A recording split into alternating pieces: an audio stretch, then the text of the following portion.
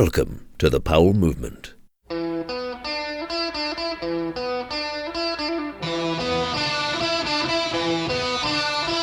Welcome to another episode of the Powell Movement.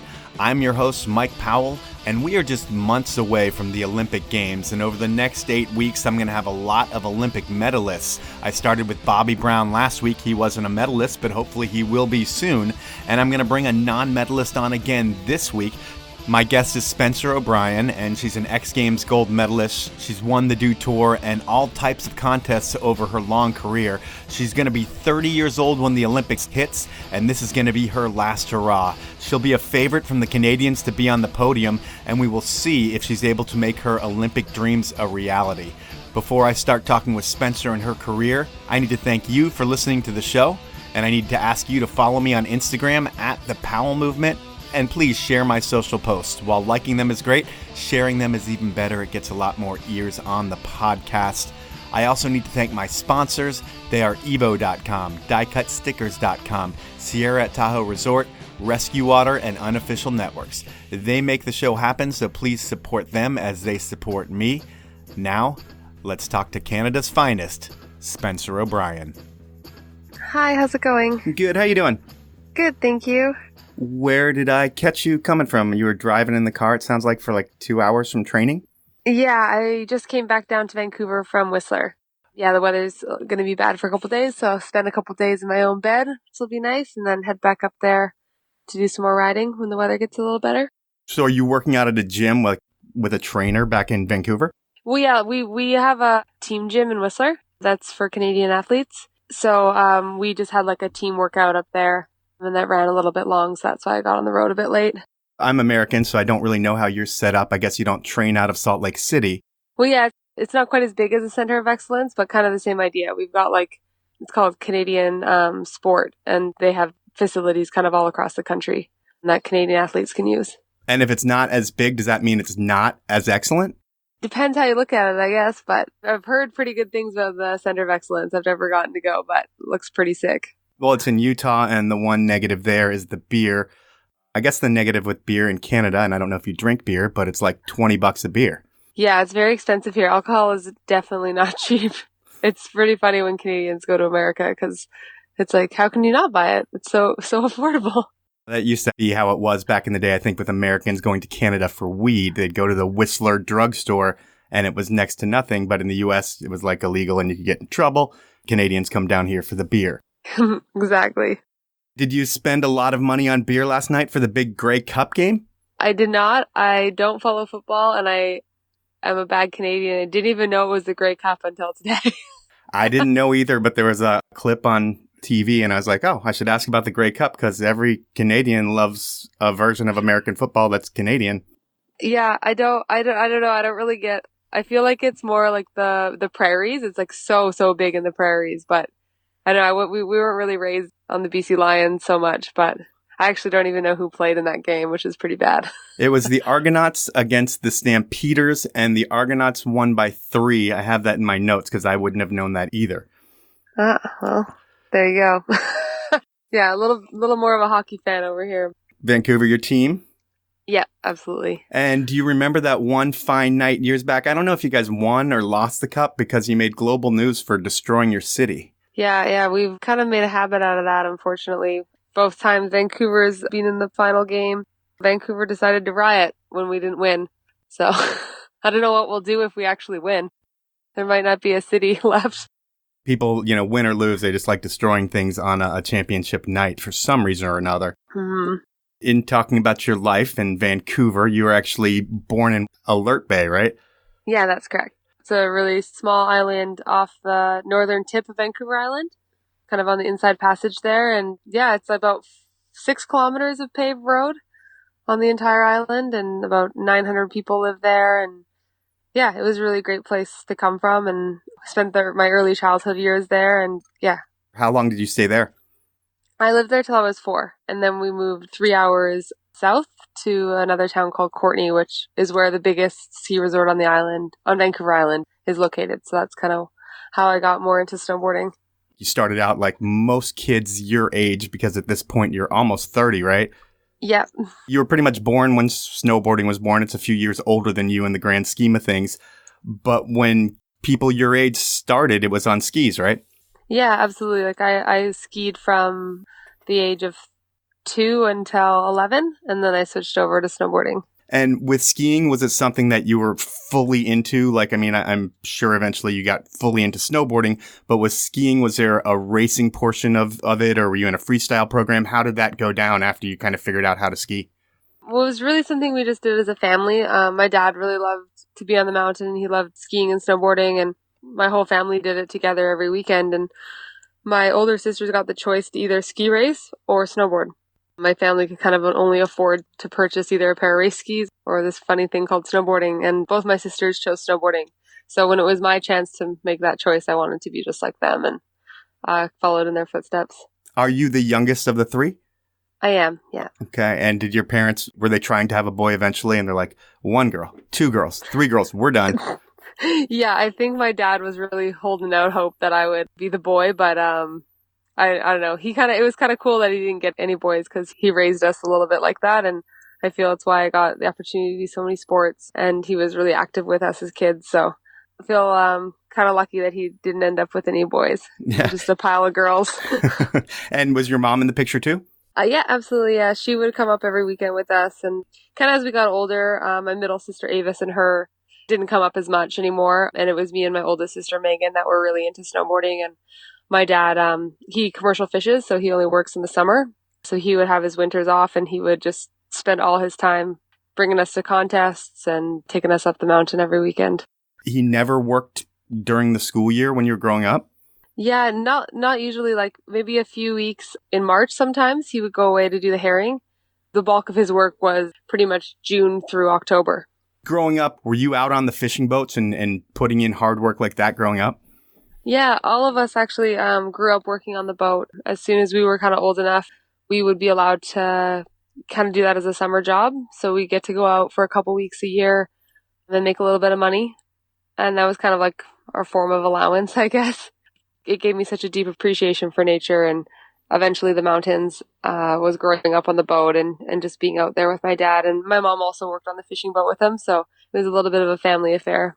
You hear about working on a fishing boat being dangerous. Did you see any gnarly situations in your time on the boats? My dad has a lot of crazy stories. Like he can, talk your ear off all night about fishing accidents. And yeah, there's definitely a lot of risk. It was pretty cool for us to grow up around it. Like you just have I think almost a sixth sense with it when you start so young on a boat. You just kind of know where to be and not to be. It's a little harder to learn that stuff when you're older. It's not as second nature. But the coolest but scariest thing I saw was we actually caught a sea lion in our net one time. Uh-huh. And typically the bigger mammals are smart enough to jump over or swim under the net. Okay. Because they're quite intelligent. But this guy was just eating and going to town and didn't really notice until it was kind of close quarters with the net, and he panicked and just tried to swim through it. So he got all tangled up in the net, and my dad was trying to get him out and freaking out because he was going to lose the biggest set of the day if he let the net go. And then all of a sudden he remembered that I was on the boat, and I was 12 years old, and I had my whole head over the side of the boat, staring at this massive sea lion that was so angry and just wanted to eat someone. And my dad was get inside, you're not allowed to be on the deck. He freaked out. But luckily they were able to get the guy untangled and get him out of there safely. But it was pretty crazy to be that close to such a massive animal. Yeah, especially at 12 years old, living on the edge there, it sounds like, literally and figuratively. I'm going to take a break real quick to talk about my sponsors. And my first sponsor is Evo.com. They're a shop founded by former pro skier Bryce Phillips, and they're the premier destination online for your ski, snowboard, bike, skate, surf, clothing, and outerwear needs. And their retail stores in Denver, Seattle, and Portland are hands down the best retail experience in the country. And their last chance sale is running all next week, and you can save up to 60% off. As always with Evo, you get a no-hassle return policy, free shipping on orders of $50 or more, and by using the code TPM10 when you check out. You'll get 10% off your order at Evo. Thanks to Evo for sponsoring the show. Now I'm going to jump into my next sponsor. They are diecutstickers.com. And let me tell you, you're not going to get a better print, adhesive, or service anywhere else. I personally have known the guys at Die Cut Stickers for over a decade, and they really treat everyone like family, their clients included. They have a brand new state-of-the-art 12,000 square foot facility where they make your branding dreams a reality. And if you're working with someone else, please give Die Cut a call or check them out online and get a quote. I think you're going to find the service is second to none, and you're going to want to work with them moving forward. So check out Die Cut Stickers. And when you place your first order, they're going to give you 10% off. When you mention or input the code DCS15, you'll get that 10% off, and you'll have the best stickers in the world. So those are my sponsors, and now we're going to get back to your life. And you had just almost fallen into the jaws of a sea lion on your dad's fishing boat. That was when you were 12, so I'm going to rewind to 11 when I think you get into snowboarding. In fact, I know because you told me earlier. And you're given the choice to race or snowboard, and you don't want to be in ski boots anymore, and you see your sisters on a snowboard having fun, really into that lifestyle. And what happens when you first get on a snowboard? Do you have the 3 days of pain that most people have on their first days on a snowboard? I think I had 3 weeks of pain. I tell everyone who tries to snowboard that you have to give it at least 3 days because it's so uncomfortable and awkward when you first learn. And it's in a row, consistently, I feel like 3 days. Yeah, if you can give it 3 days in a row, you're probably going to be pretty golden. And if you kind of follow it up the next weekend or as soon as you can, you're going to be pretty set. But for me, it was, we only went on the weekends, and I was on all my sister's hand-me-down gear. My board was above my head. What was your first board? I was a Burton Shannon Dunn, and it was a 144 when I was 11, and I only ride a 151 now, so not a very big size difference. Yeah, I could not get the hang of it. I had a really, really tough time with it in the beginning, and I really liked skiing, so I kind of got to the point after probably 7 or 8 days of doing it that I was like, why would I do this? I just want to ski again. It's way easier and I'm good at it, and I'm not down with snowboarding. And when I made this decision, I was actually on about 500 meters into a 5-kilometer long run at a ski resort in interior BC. My sister was competing, and the whole family went up to go watch her and have a little vacation. And my dad got so mad at me, and he was like, I took my board off and started walking down the mountain and was like, I'm not snowboarding anymore. I want to ski. And he started yelling at me and got so mad. And I was so mad at him that I just wanted to get away from him. So I just strapped back in and started riding. And I think I was just so distracted that I was mad at him for being mad at me that I stopped thinking so much and just started linking turns. And I was kind of game over from there. I just loved it from that moment on. You should get your dad angry at you before you do anything. Yeah, right? Just for that motivation. Yeah, at every contest, do something to piss him off, and it'll pay off dividends in the end. Totally. So you figure it out when you're pissed at your dad, and you say your sister's competing at that time. And is it Avis, the car rental sister, or the normal Megan?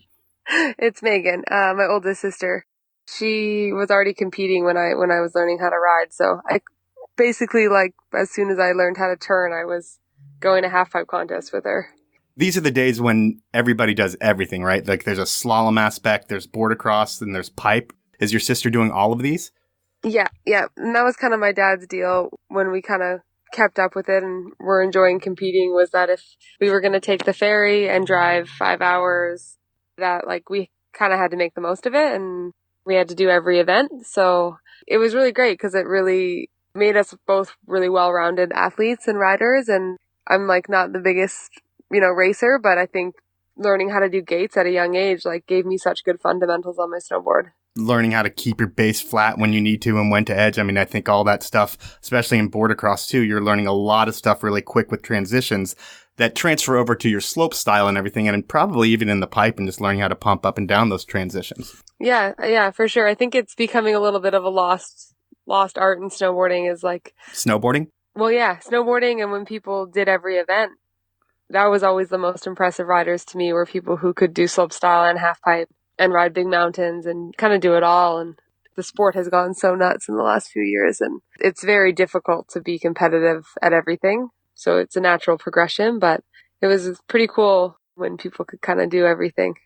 Well, I would say back at that time when everybody was doing everything, people weren't as much of athletes as they are today. I mean, the training and the regimen that you go through today, back in those early days of your snowboarding, I wouldn't think that existed. I mean, it probably just in your head of yourself making you go hike the pipe, run after run after run, but you didn't have the infrastructure around snowboarding, and it seemed a lot looser back then. Yeah, it absolutely was. I mean, there was no national teams. I mean, halfpipe was in the Olympics, but the national team program was pretty loose back then. And yeah, it was really what people did was snowboard. That's how we stayed in shape, and we did it as much and as often as we could. And if people weren't snowboarding, they were surfing or they were skateboarding. And it was really like that kind of bored lifestyle. Now, I think to be competitive and also to be safe doing the tricks that people are doing nowadays, you have to be in really great shape, and you have to be putting that effort in outside of snowboarding as well. And I think it gives you longevity in your career as well. For sure. And the trick level, like you say, I mean, if you think in degree of difficulty, which I definitely don't, but it is ridiculous. The trick set from when you started in the pipe to the things that are happening today, the best pipe rider back then wouldn't make finals today. It's just not possible.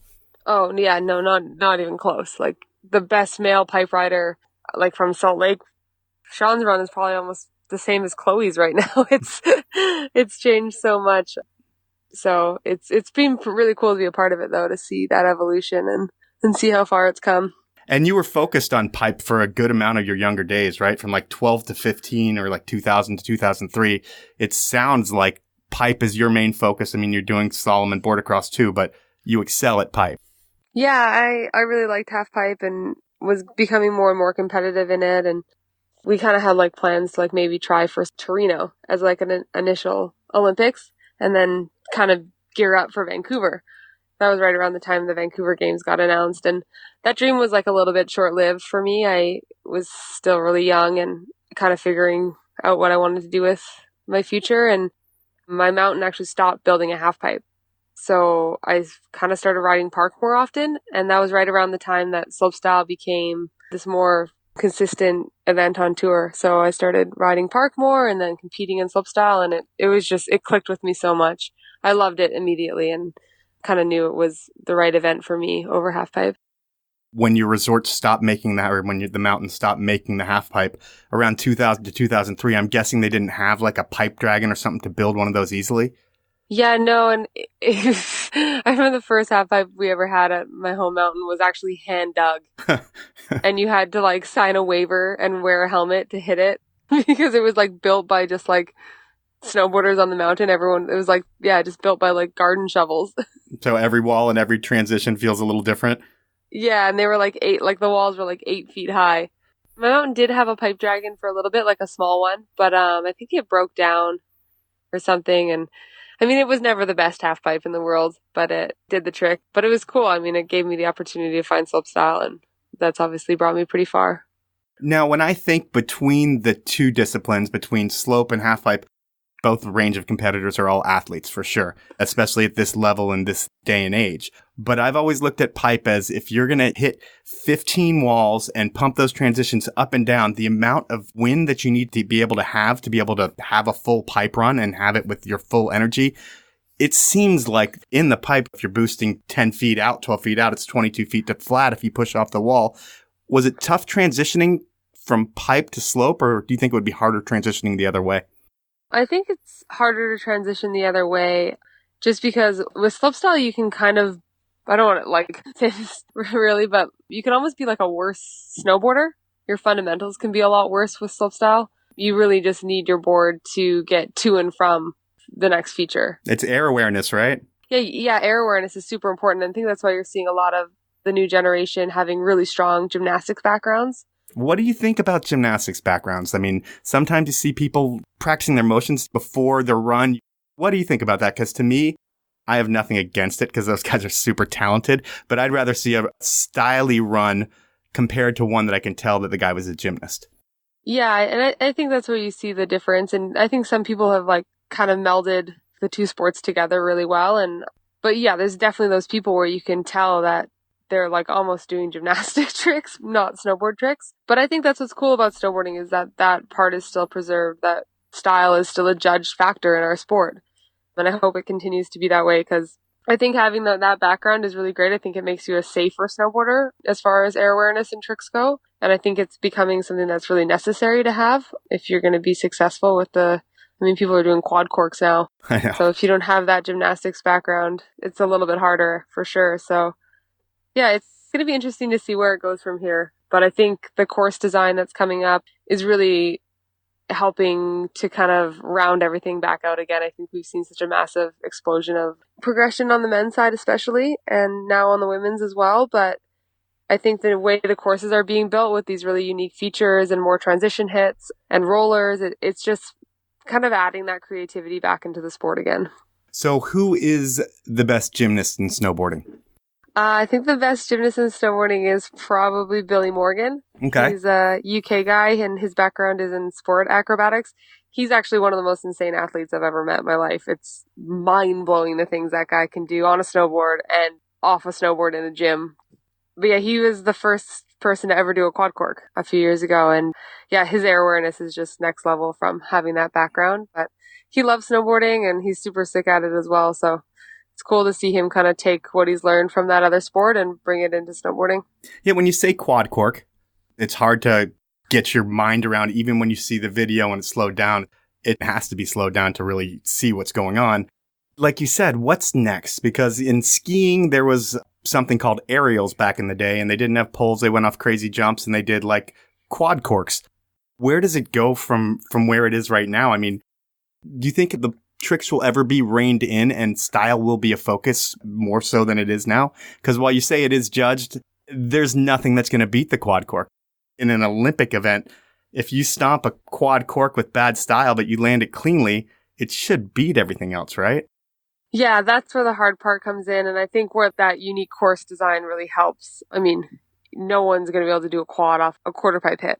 Right. It's just not going to work. And especially if all you focus on is riding airbags and gymnastics, and you don't focus on your fundamentals of snowboarding as well, those features are a lot harder to ride.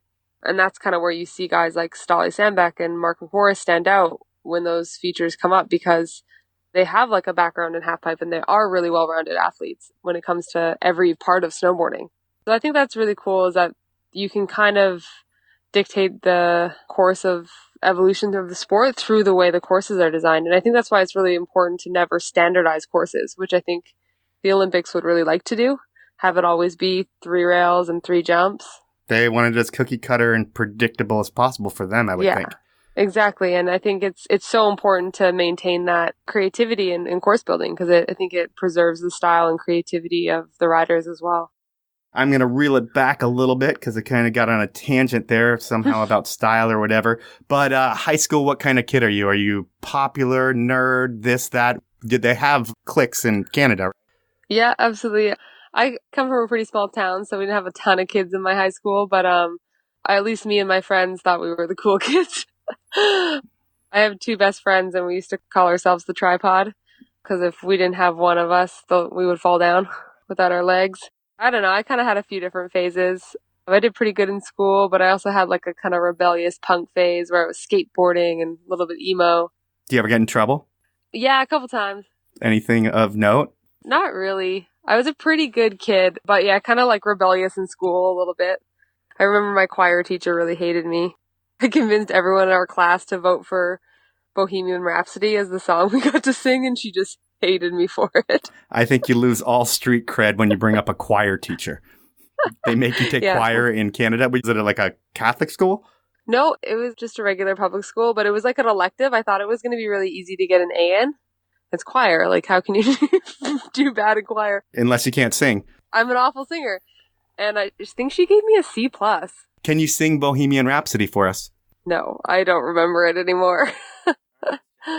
Your sister's up in Whistler. She's like a sponsored rider for Rossi. And is she on the Rossi team, or she flowed product? Because I'm sure you just look up to her like, I want to be her. Yeah, I really admire and look up to my sisters, and especially Megan when I was that age. Yeah, she was living in Whistler and she was sponsored, and she was on like the Canadian Rossignol team. Oh, the B team. Yeah. Yeah. Well, yeah, she was amateur still, so just kind of coming up through the ranks. But yeah, I don't know. I think being able to follow in her footsteps made my path a lot clearer and really cemented that snowboarding was what I wanted to do. And you eventually follow in her footsteps up to Whistler. I think you drop out of high school and take homeschooling to finish it up. Yeah, I made the choice. In grade 11, my dad moved me to Squamish so I could ride Whistler and kind of start to pursue snowboarding more. So I attended public school in Squamish for a year. And then in grade 12, they wouldn't accept me at Whistler High for some reason. Were you not smart enough? No, it was weird. I think it was because I moved there without a parent. Okay. In grade 12, like, my parents were awesome. They just clearly let me do what I want. Yeah, it's amazing. And in grade 12, they let me like move to Whistler on my own and just snowboard. And yeah, actually, I wanted to stay in public school and I tried to transfer to Whistler High and they wouldn't allow me to enroll. So the only option was to homeschool. And my high school back on the island was really understanding as well. And they supported that and they allowed me to I did one semester in grade 12 at home and then kind of finished up all my homeschooling at school in the spring. And they let me graduate with my class and all my friends. So that was really cool of them. I can't believe your parents let you go up there. I'm sure you couldn't believe it either. So you moved to Squamish by yourself? I moved to Squamish with my dad in grade 11, and then in grade 12, I moved to Whistler by myself. And He was in Squamish? he moved to Whistler as well, but we didn't move there together. A friend of mine had just bought a house, and I lived in her house with like 5 other roommates. And that was my first year kind of on tour, traveling the world. Do you have sponsors at this point? Yeah, when I was in grade 10, I got my first agent. She was kind of like my into the bigger events. So that year in Squamish was the first year I did any pro events. And then in grade 12 was my first year kind of really trying to turn pro. I got signed to the Burt Nam team and yeah, started filming. And it was like one of the best years of my life. I was having the best time ever.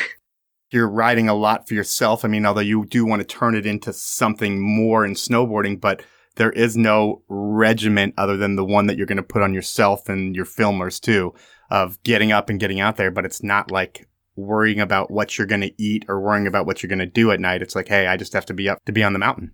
Yeah. It was pretty cool to have that opportunity at a young age to pursue what I wanted to do and have the freedom to like put school on the side. I was really happy that I didn't completely like ignore it and not graduate on time. I'm really glad that I finished and pushed through that. There was times that I was like, I'm just not going to do it. I'll just do it summer school or whatever. I'll finish it later. But I'm glad I didn't do that because I think that's a really slippery slope and never wanted to be 25 and not done high school. Well, if you win an Olympic gold, it's okay.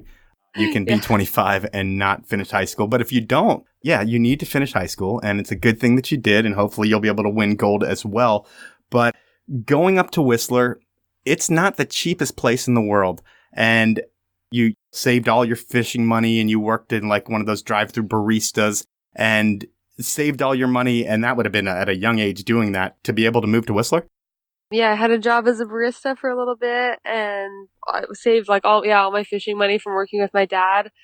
And I actually won like a pro contest when I was like 15 and I made $1,500. Canadian or American? Canadian, which is like $5 American. I just like worked really hard and saved all that money. And yeah, it was kind of like my little nest egg to move up to Whistler. And I didn't work that year. I just kind of lived really cheaply. And obviously my parents were always there to help me out if I needed anything. I really tried to do it on my own. Like, I don't know, I was really stubborn like that. I really wanted to be independent from my parents and do it my way. And yeah, so I lived like on the cheap that year. And then, yeah, I got signed to Burton that following summer and started getting paid to snowboard. So you go the route of having an agent, and some people like to represent themselves. At your age, not probably the right thing. Your parents would either have to be involved or an agent. Do you still use an agent? Yeah, I do. I have been with my agent for about 7 years now, 8 years. That takes a lot of pressure off you as the athlete, having to deal with the sponsors, having to deal with contract negotiations, because those things aren't always pretty, and you don't want to hear everything the sponsor has to say, although there's some good stuff as well. But it's much easier having an agent be that buffer. They get a cut as well, but that's their job, and they create a lot of opportunities. What's the strangest thing that someone's asked you to do for money? I guess right now there's like a lot of stuff with like Olympic sponsors that are coming up. which are really like, I've never had these kind of opportunities before. And so that's kind of been different for me, like just working with kind of more mainstream, like corporate companies where the focus isn't so much on snowboarding. But yeah, you got to do some fun. Like I did a shoot the other week where I had to pretend to snowboard in a studio. So I was like laying on my back doing grabs. That's ridiculous. And it's like, it feels really funny when you're doing it. And somehow they make some magic happen and it kind of looks real in the end.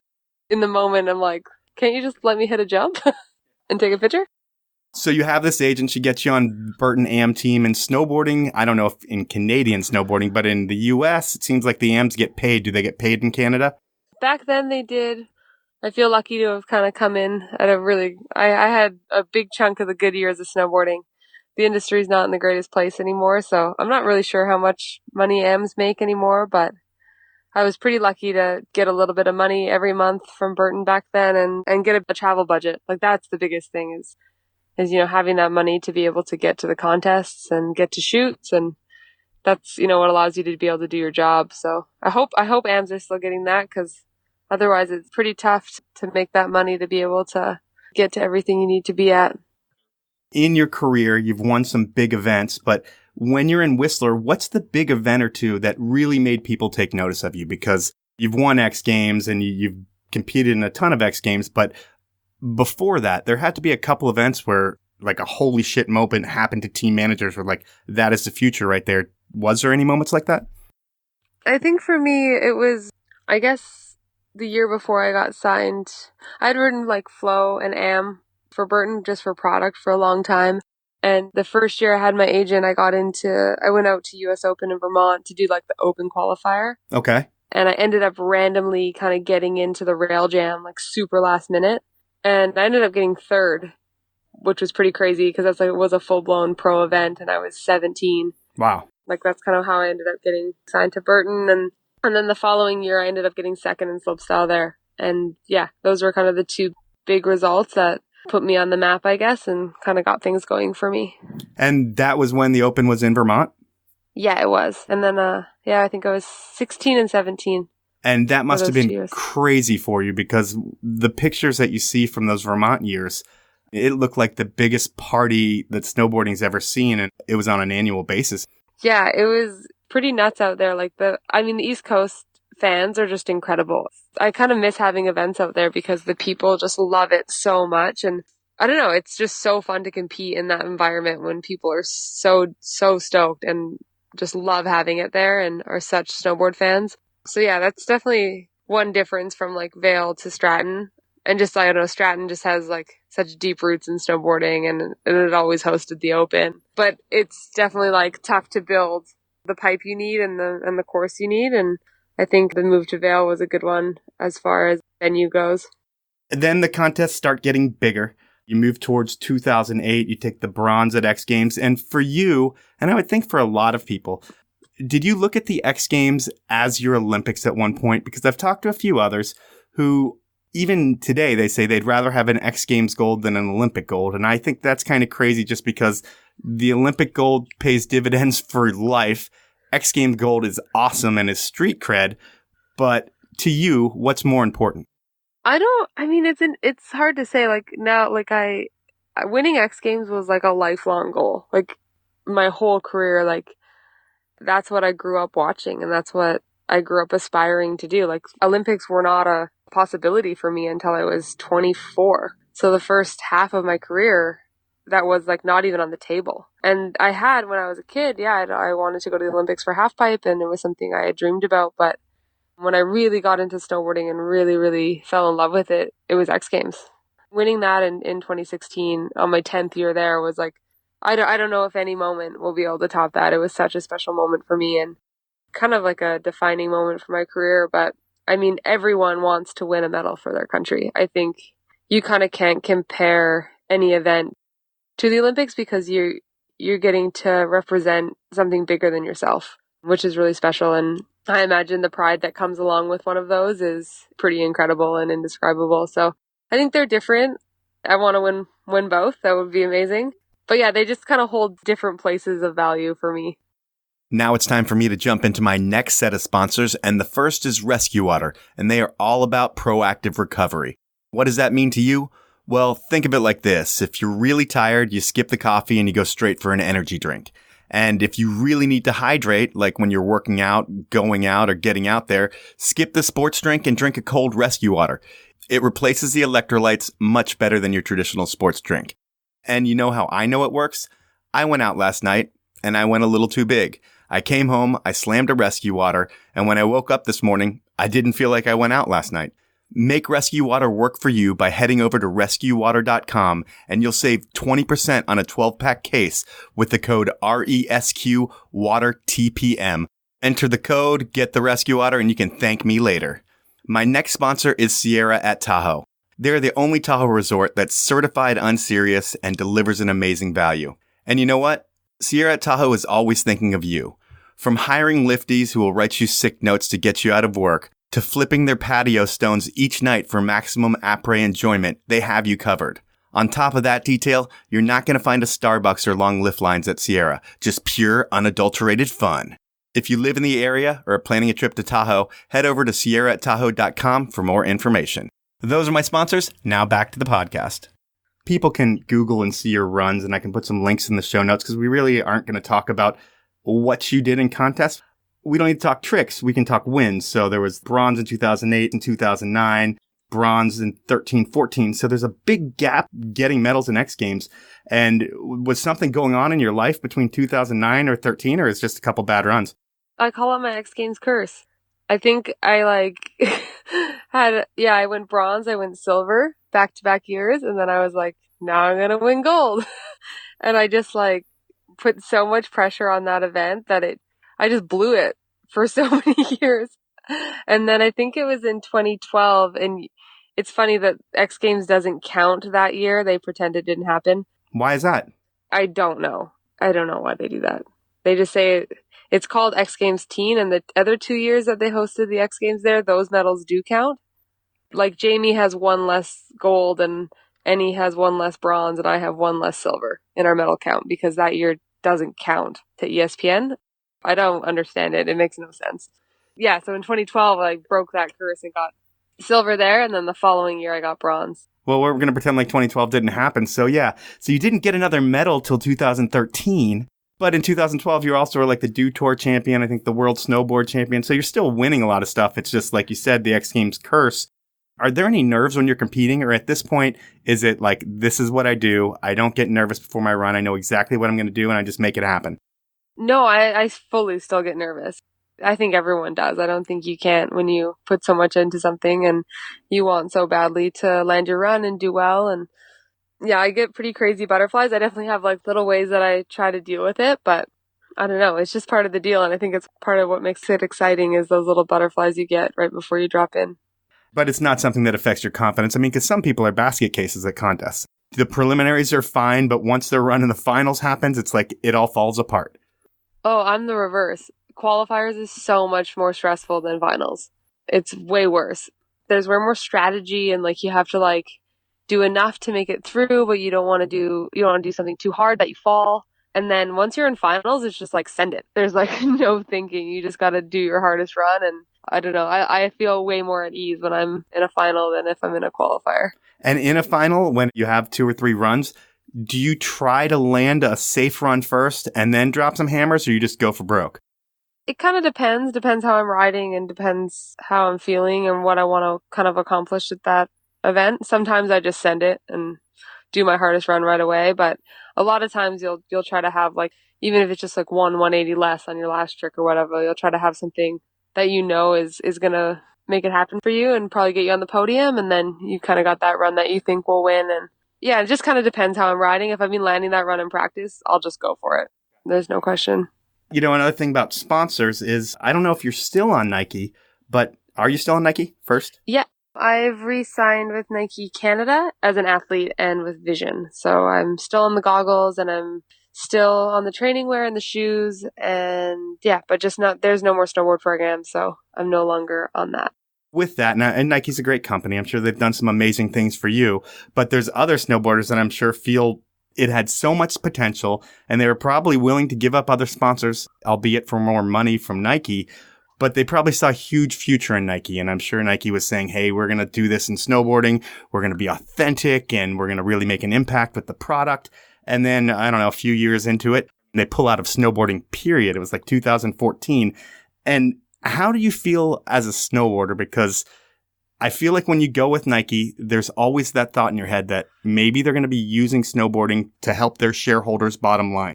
But you go with them because they have so much technology, so many resources, and I mean, they make some cool shit. Do you feel like you're kind of going to the man? I mean, I know you've signed with them, so it's probably not the right question for me to ask, but well, no, I never felt like that.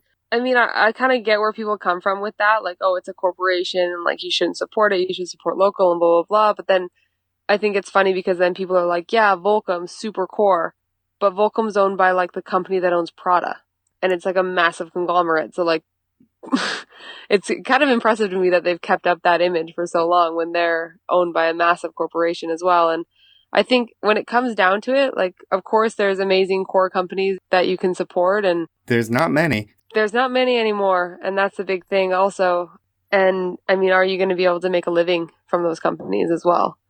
Is a hard thing for athletes right now. Like for me right now, I don't have a single industry sponsor. Snowboarding doesn't support me at all. That is insane.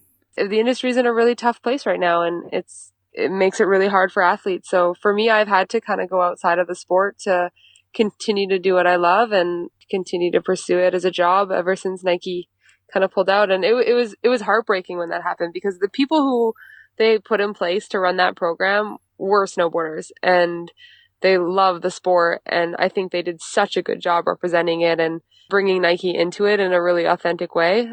I was behind it 100%. And I mean, I think they had one of the sickest teams ever assembled in snowboarding. They did everything right until they did everything wrong. And that's where it gets really tough with companies like that because you're going to have a numbers guy eventually that's going to be like, this doesn't make sense on paper. And that's the thing with action sports, especially with snowboarding, like hard goods, you're not making very much money compared to a running shoe on a pair of snowboard boots or an outerwear jacket. You know, the minimums just aren't the same. And I think it's hard when you run into a company like that does make so much money across all categories. And you've got this thing that's kind of more, I feel like snowboarding was almost a way for them to bring more customers in because you're attracting people with the lifestyle.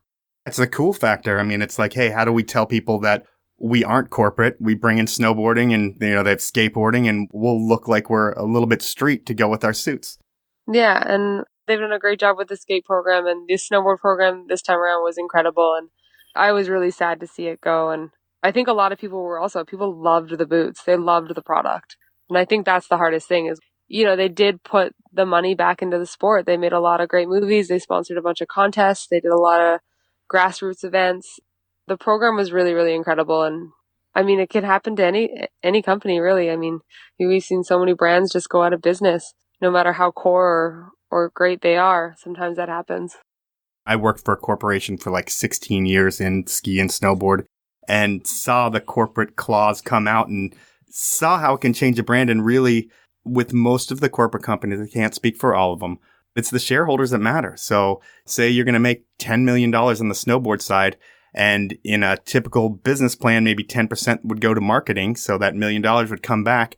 Well, it didn't happen like that. It was like 1% was coming back. And there's really not a way to grow the sport when you're not putting in the resources that should be going into the sport to help fuel it. It just didn't happen. But Nike pulled out, and that is that. But they're still supporting you, but no one else in the industry is. So who else pays you? Right now, I feel a little bit like a NASCAR driver right now, but I also feel very lucky to have the support and to be represented by such massive companies. You have to sell before you sell out.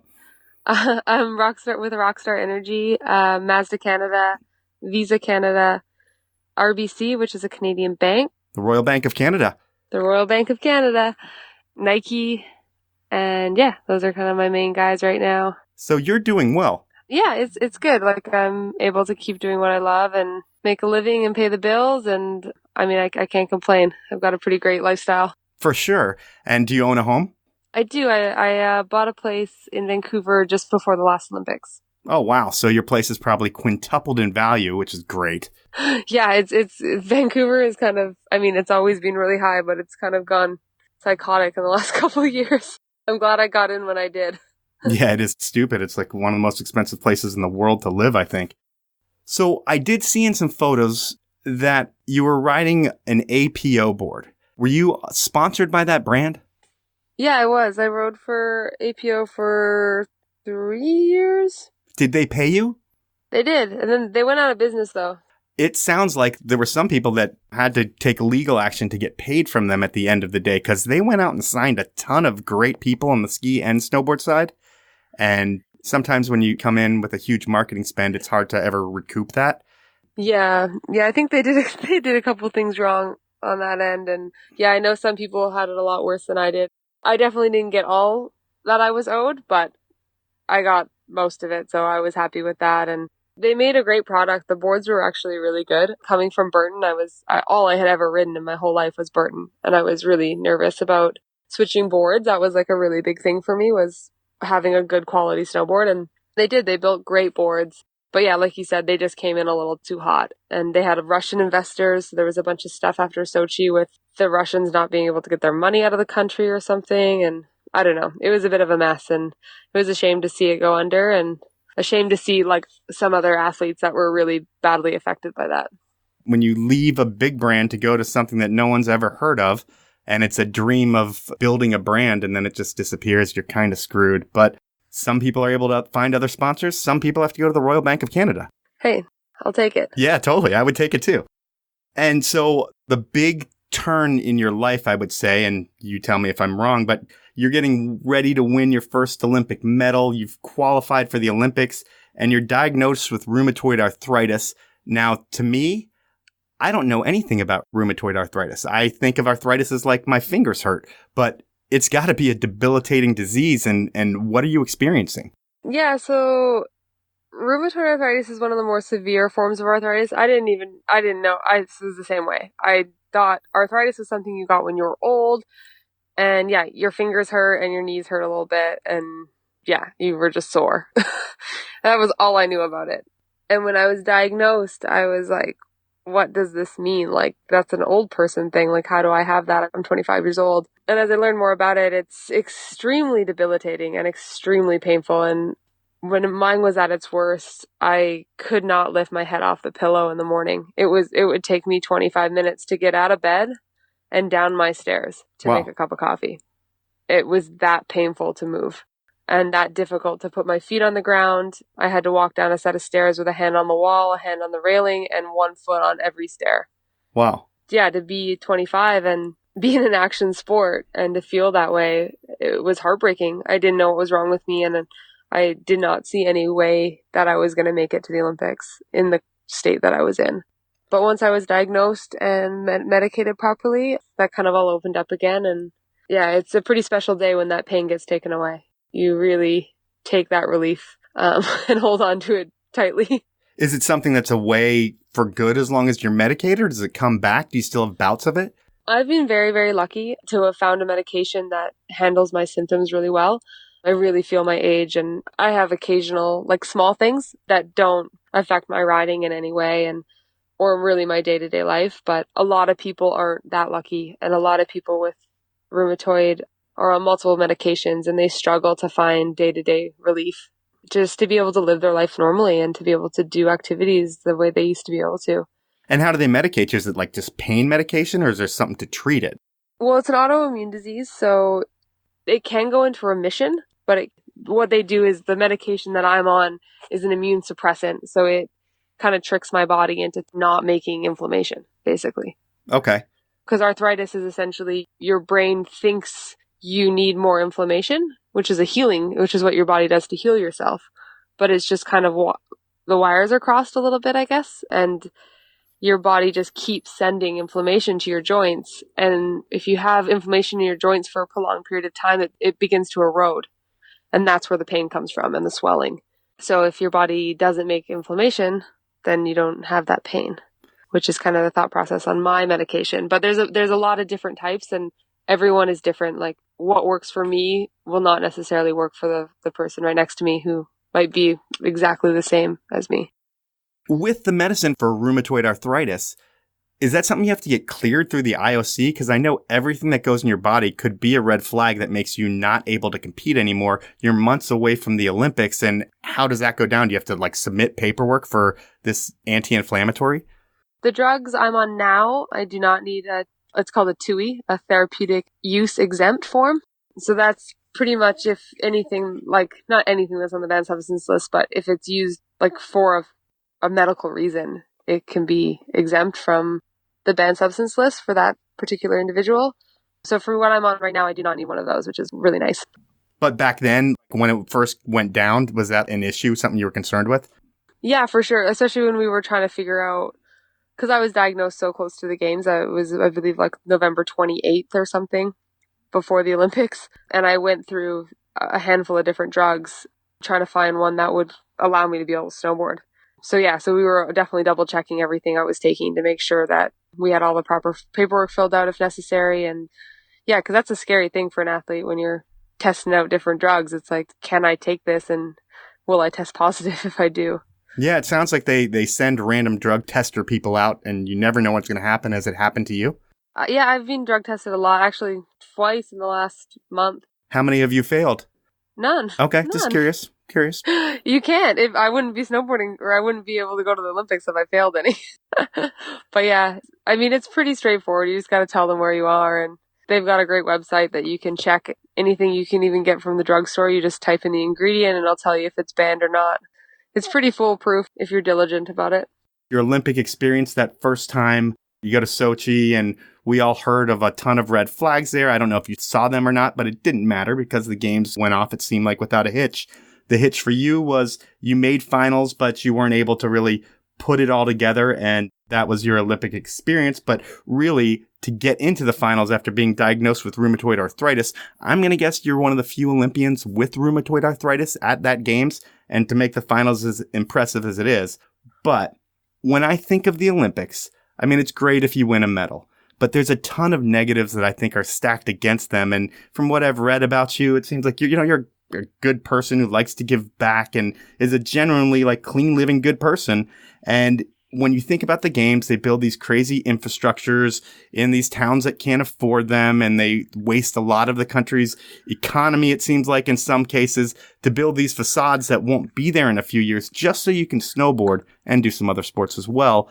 But there's human lives at risk in the build and tons of resources and structures that end up deserted. And how do you feel about all that?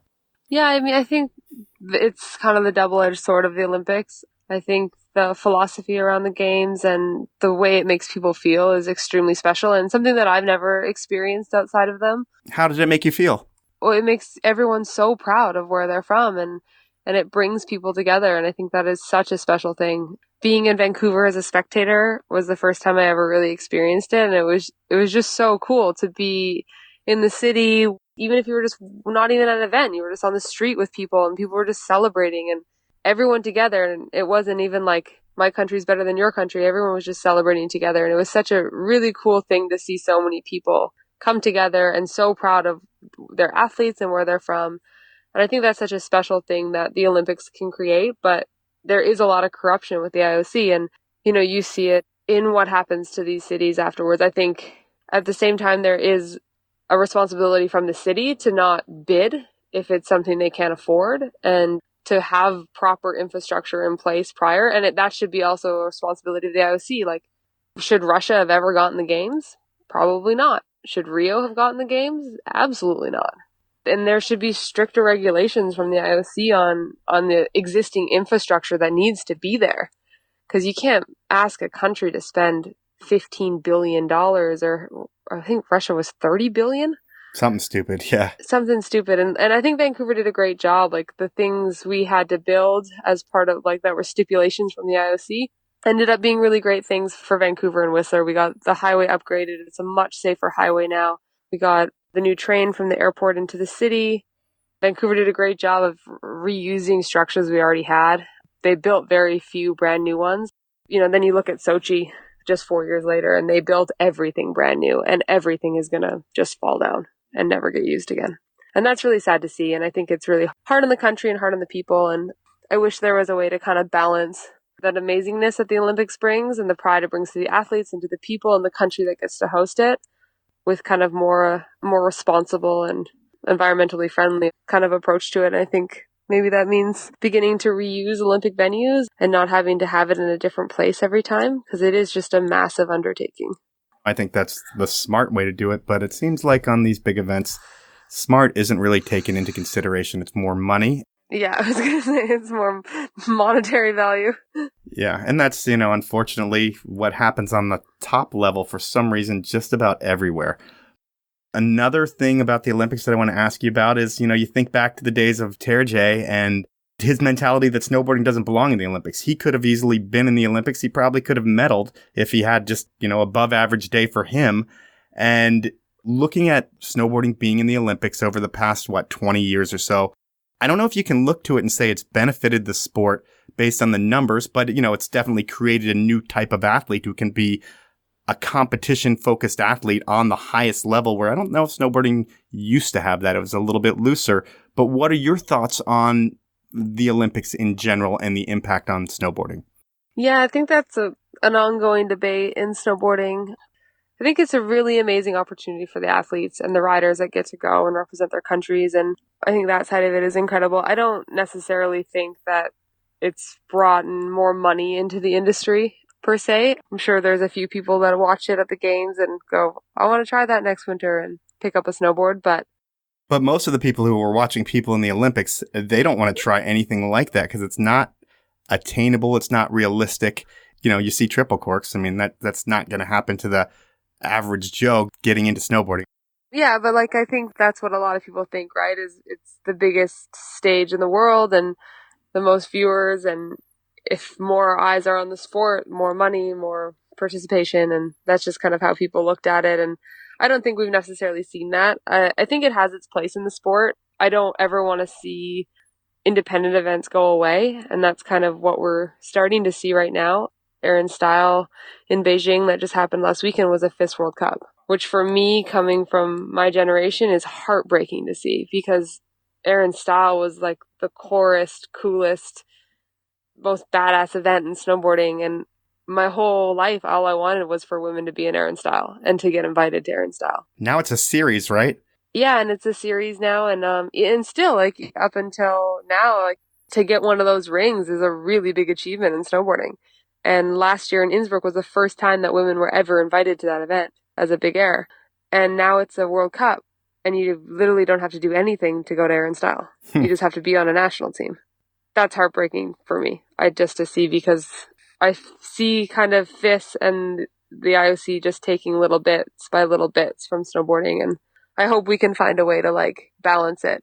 I think the Olympics has its place, and I think there are good things about it for the sport, but I think the sport has to stand on its own as well. And I hope we never see the day where snowboarding is like bobsleigh, where all it is about going to the Olympics. There's a lifestyle element in snowboarding that doesn't exist in bobsledding or other sports. Mm-hmm. I just mean from a competitive, that side of snowboarding will never die. People who love it and do it for their soul, that side of things, those people will always be there and they will keep it incredible. There's no question. But I just mean from a competition standpoint, because when I was coming up, competition was really cool. And it was so integrated into the rest of the sport. It was people filmed and they did contests, and it was kind of all one thing. And in snowboarding, it wasn't so segregated. And it's slowly, competition is becoming almost a different sport in a way. I don't know. That's what's so special about it, is that all those, from the Weekend Warrior to the competitive slopestyle and halfpipe rider, to Travis Rice in the backcountry, it was all kind of the same thing. And I hope that doesn't go away. And moving forward in your career, 2017, you were at the X Games. You were getting ready to win back-to-back X Games gold medal. And I think a cameraman or something happens where you're injured and you can't compete. Yeah, it was really unfortunate and kind of my fault, but just kind of an unlucky accident. Practice was finished. I took the sled back up to get my backpack, and just kind of where the course is situated, you can walk out to a run, but everyone just rides down through the course. And you don't hit the jumps, the jumps are closed, the rails are closed, you just cruise down through the run. But you have to ride over the jumps. There's no run beside it. And we're snowboarders. When we see a bump, we jump. This is just kind of what we do. So I was just riding down and I ollied off the knuckle and there was a course worker dying the landing. And that's a unique one because they don't always die and there's always only one person dying, so they're not on every jump. Yeah, and I guess they're doing that for your safety at the end of the day. They are, of course, yeah. And like that's the thing is like people were raking the jumps, like 100% the course was closed, but like me and another athlete, she was actually riding down the same time as me on the other side of the same jump. And we rolled the first knuckle and then I rolled the second knuckle and caught a little bit of air and there he was. And I landed right on him. Oh. And it was like 1 in a million, like just such bad luck. And luckily he was okay. I was so scared that I was going to really hurt him. And yeah, luckily I screamed and he ducked and was like ready for the hit and he was all good. And I unfortunately sprained my ankle really badly. So I was out for about a month after that. Well, that's a shitty way to end your X Games, but as long as no one was catastrophically hurt, I guess that's the most important thing. Yeah, it could have been a lot worse. So it was like the worst, kind of the worst way to like not get to do the first ever big air and Aspen for women and not get to drop last and defend my medal. But it happens. And I'm just, glad it wasn't worse and glad he was all right because it's nothing worse than hitting someone with your snowboard. You feel like such a jerk. Coming down from, I'm guessing it's blind where you're coming down and you see him at the very end and he takes that edge the wrong way. You never know what's going to happen. Yeah, exactly. For you, the next thing on the plate, there's a lot of qualifying events. They probably started last year, but it looks like in the Canadian scene, there's 4 spots, I think, for the team. And to qualify, you have to be in the top 30? Yes, that's correct. And you're number 6 right now, right? No, so that's where it's interesting. So I am, I think, number 6 or 7 right now, but that's on the world points list. So that factors in FIS events, but also X Games, US Open, Do Tour, all kind of like the big events that I mostly do. But then I'm actually more like 23rd on the FIS list because that only factors in Olympic qualification events, which are all FIS World Cups. And I don't like those, so I do as little as possible. So you're doing the bare minimum to get yourself qualified for the team, and you're pretty confident you're going to make the team? Yeah, it's looking pretty good right now. I'm going to Copper next week, and that will be kind of my last qualification event. And hopefully that will really solidify my spot. But it's looking really good and pretty confident in being selected for the team and everything. You're going to do these Olympics. You're going to make it in there. And hopefully you're going to win the Olympics. And I will say that to every Olympian on the show, but just letting you know that. But then what do you do after that? Because you're going to be 30 when the Olympics hit. And that's I don't want to say old, but in snowboarding, it's not young. I don't know. How old's Chloe? 18. You're not young like you once were on the competition circuit. I'm just going to assume, is this your last Olympic hurrah? And then you're going to find another place in snowboarding or in life? Or what are you thinking? Yeah, this is, I think, for 100% my last Olympics. Never say never, but it's not the end of my competitive career, though. I want to definitely keep snowboarding and keep doing X Games and US Open and the events that I really love. But yeah, I definitely don't think I'm going to do another Olympic cycle. 4 years is a long way away, and there's other things in snowboarding that I want to accomplish. So yeah, we'll kind of see where the next few years take me, but definitely planning to transition more into the backcountry within the next 4 years. So that would mean no China for me. That's where everybody goes. They go to yoga and then the backcountry and they try to film. And I hope that works out for you because that is the best life you can have in snowboarding. No pressure. Just stay healthy, land your tricks during the day, and you're going to ride powder for years. Yeah, sounds good to me. Yeah. Well, I want to thank you for your time. And I want to wish you the best of luck on your Olympic journey this time around. And I am going to put some money on you. If there's a place to gamble on the Olympics, I will do it. And you better win or I'm going to hit you in your rheumatoid arthritis. Please don't. That'll hurt. I'm kidding completely. Thank you so much for having me. I really appreciate it. So that was time with Spencer O'Brien, and really a roller coaster of a life for Spencer. She hits the top of the world in snowboarding, finds out she has rheumatoid arthritis, and that really has to put her whole career in jeopardy. Hey, can I still do this? Because I now have an 80-year-old person's disease. At least that's what I think of arthritis. And she gets it at 25 years old. She's able to overcome it. We will see what happens with her in Korea and wish her the best.